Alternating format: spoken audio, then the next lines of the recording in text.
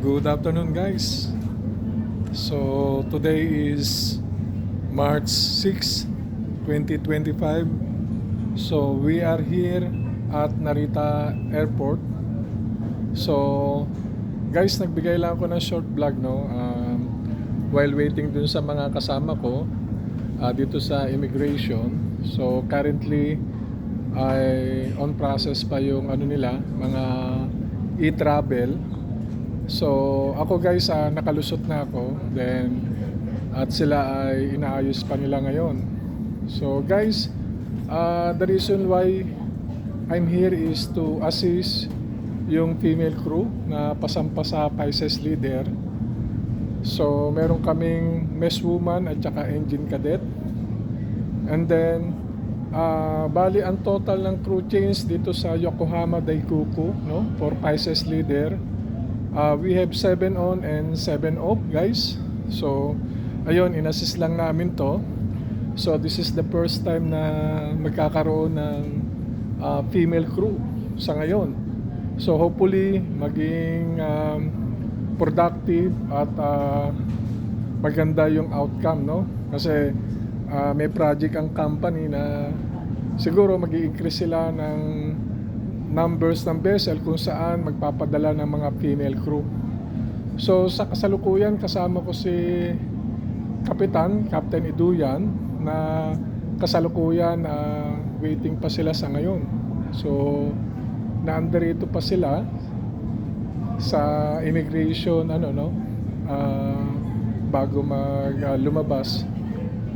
So guys, ito, no. So ang mission dito guys is just to meet the onboard crew and magkaroon ng short meeting on board at ibigay yung tinatawag na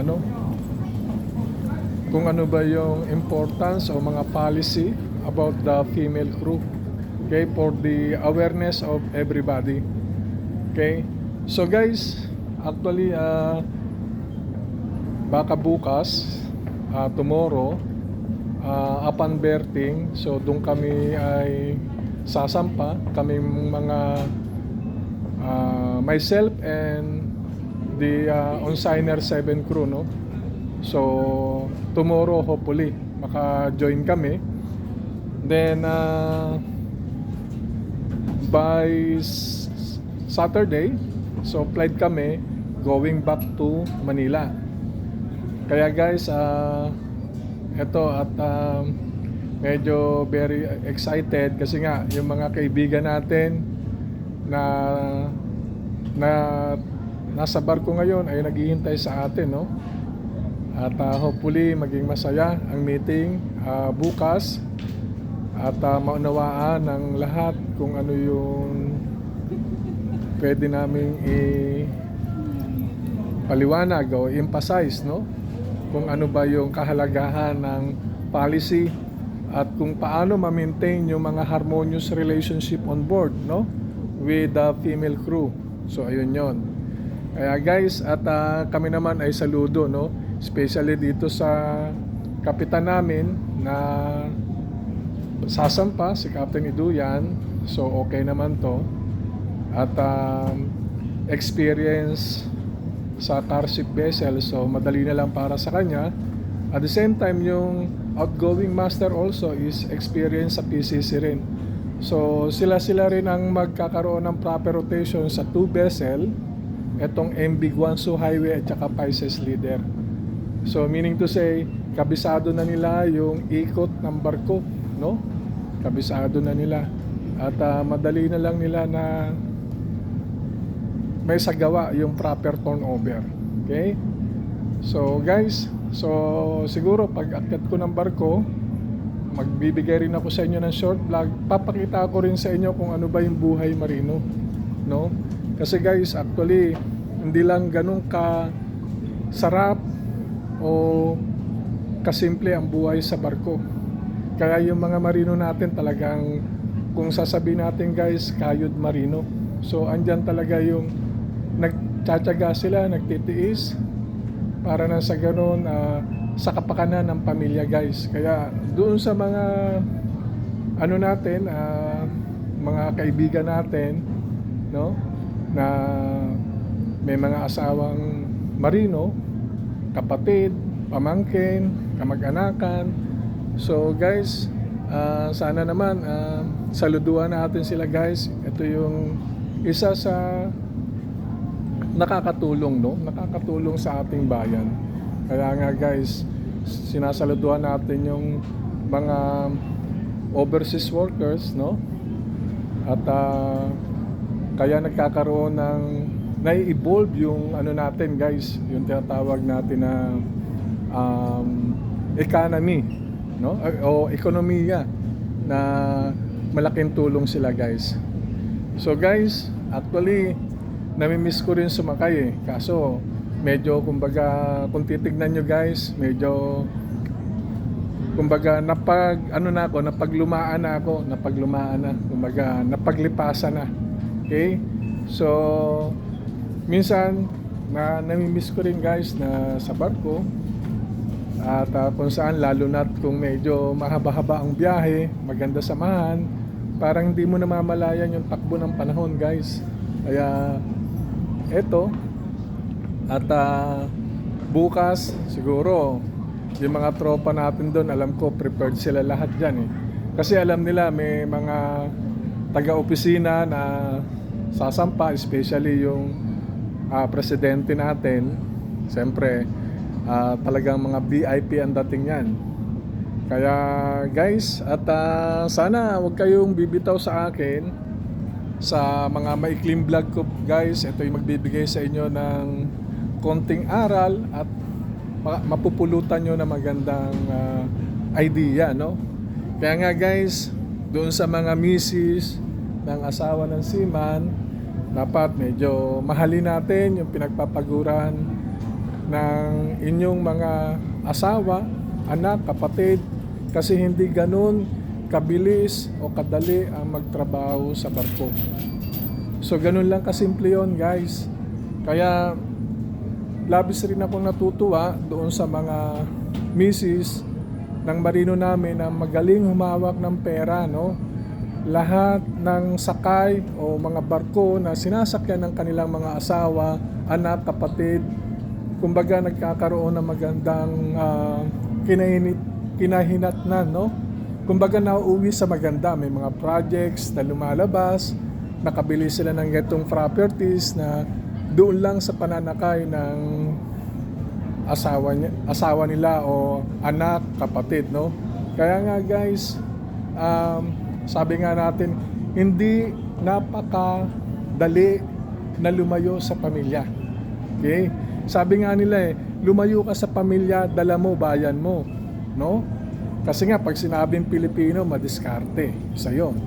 Okay? Lumayo ka dahil sa kapakanan, dahil sa proteksyon o sa ikabubuti ng pamilya mo. Although malayo ka sa kanila pero wala kang magagawa kasi ayun yung tinatawag ng nature ng work mo, no? Ito yung uri ng trabaho mo kung saan ayan yung pinagtapusan mo.